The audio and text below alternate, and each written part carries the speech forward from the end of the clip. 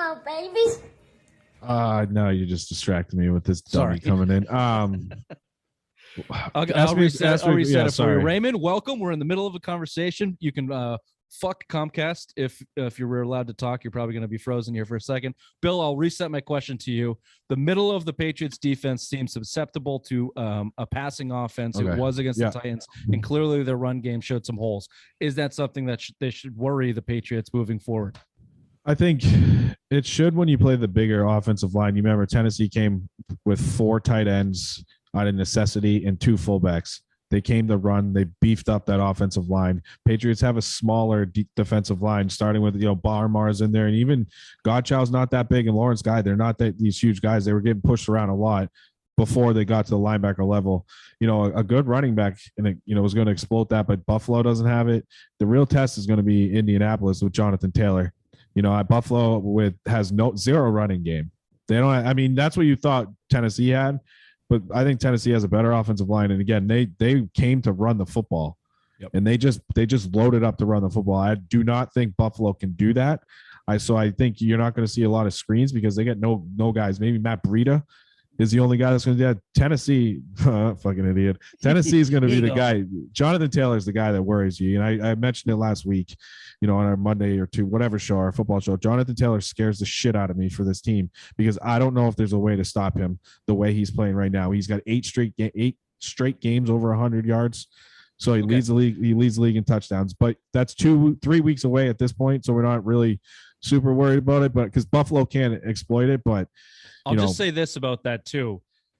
If you want to be a run team in the NFL on offense, then your defense better be able to capitulate that. And I don't think Indianapolis defense can. And what I mean by that is I don't think Indy's defense can be good enough to hold teams to a low enough scoring affair where Jonathan Taylor can just take over and win games at low scoring. Can the Patriots do what Tampa did this weekend against? Well, that's my next point is back to the offense in the red zone. If the Patriots can start getting touchdowns in the red zone instead of field goals, it won't allow teams that can run to run. We saw it. We've been going over this for the last 20 minutes.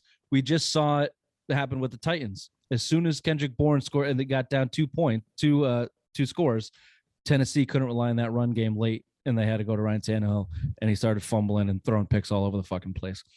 A couple other points on the defense. I wanted to do this with Ray here, but Comcast has kicked them off again. We already said it earlier in the show, but I think it deserves another mention. Hat tip Jalen Mills. Hat tip to Jalen Mills. Fumble recovery. A couple good pass deflections in this game. One big one late, or was it in the third quarter? No, it was in the third quarter. They had just kicked a field goal, and there was third and 6, I think, and Jalen stepped in on Hollister. Made the nice play there. That's it. The Patriots had kicked the field goal to go up to 19-13, and the Titans were threatening, and Jalen Mills made that play. And then on the return possession is when Kendrick Bourne went for the 40-yard touchdown.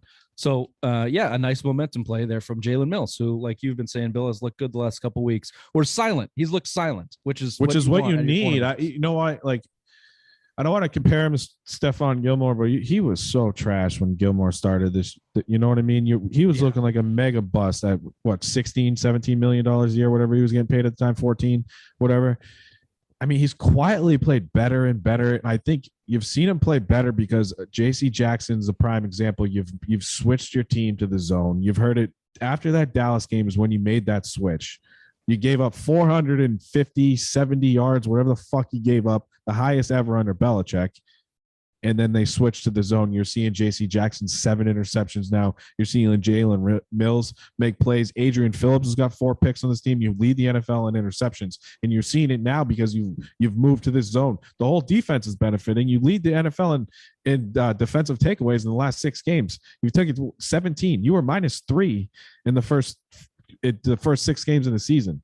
Yeah. Right. So, I mean, now you're plus 14. You're up the top 3-4 in the NFL right now. So, I mean, they're making this whole switch. And fumbles are a big part of that, too. Remember, they couldn't get a fucking fumble to save their life to start the season. And now we're getting at least one a game. It seems like Ray's ready to burn Comcast to the ground. Who do I get to do? I have to do headlines today, huh? I'm slightly distracted with Ray texting us in, but you did segue that into another guy I want to talk about really quickly is J.C. Jackson with another trash interception. If you were to listen to Belichick and his comments, J.C. Jackson will pick up any piece of trash you lay out there.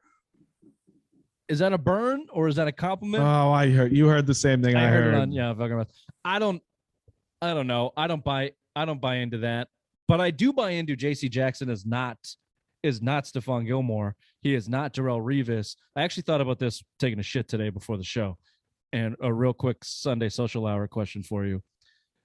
I'm going to name you the best cornerbacks throughout Patriots history. They've always had a pretty dominant left cornerback in Belichick history. Belichick history. Okay. Starting with Ty Law, Asante Samuel, little gap, but then Talib. And then you had Revis shortly, and then you had Gilmore. Now you have J.C. Jackson. Butler was in there. Don't forget Malcolm Butler. But Butler was never the left.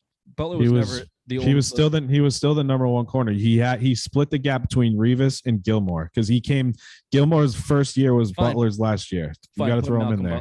Put Malcolm Butler. That's 7. Where do you rank J.C. Jackson? I'll take him over Malcolm Butler. That's pretty much where I have. I had him below all the other 6 that I mentioned. I had him below Ty Law, of course. Mm-hmm. I had him close to Asante Samuel, who was at the bottom for me.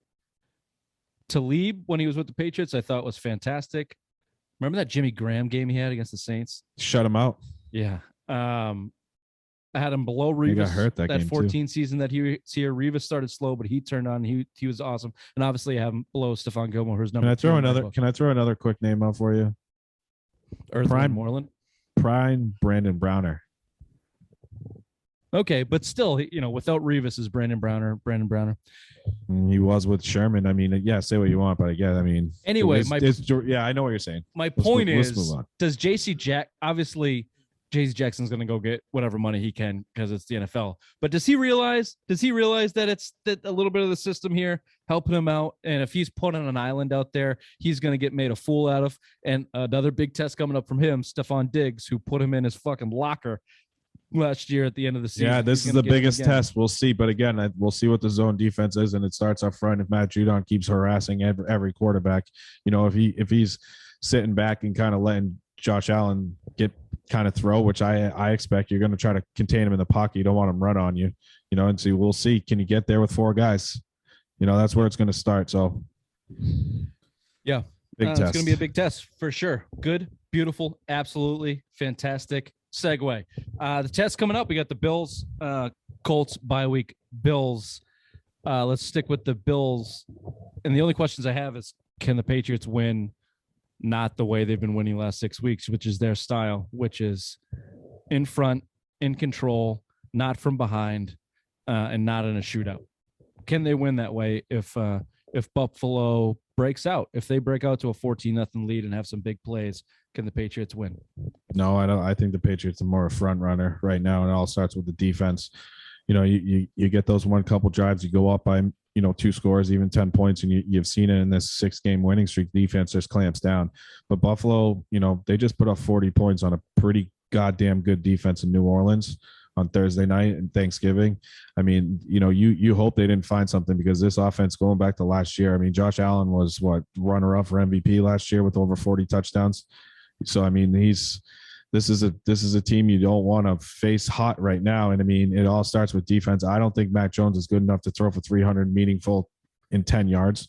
And meaningful, I mean throwing for 200 yards in the second half, throwing for 150 yards in the fourth quarter, and you have to come back game. It all starts with the defense. And if your defense isn't off, I don't think Mac Jones in the offense right now is good enough, because you put up 36 points kicking 5 field goals and you're 2 for 5 in the red zone. That can't happen. Okay. We asked this question to start the season. I think we had the collective yes. And then after the first 4 weeks, it was a no. And now I ask it again. Is the Patriots defense good enough to win you games, specifically in this test coming up? Yes, can they not allow the Bills to get out in front of them? Can they not allow Jonathan Taylor to run all over them and get out into a big lead? And can they allow Mac Jones and the offense to play the way they want to play? Yeah, I do, because I think they were good enough to do it against Tampa Bay. where Tampa Bay scored 19 points. I think they got away from themselves in Dallas, but again, it all goes back to reverting after Dallas. You reverted to a better defense. So, I mean, you're playing better, and they're going to win you games. They're a better team. I just think this defense, it all lives and dies by defense. You're going to win. You're going to win games, and if the defense is off, you're not winning. I agree with you.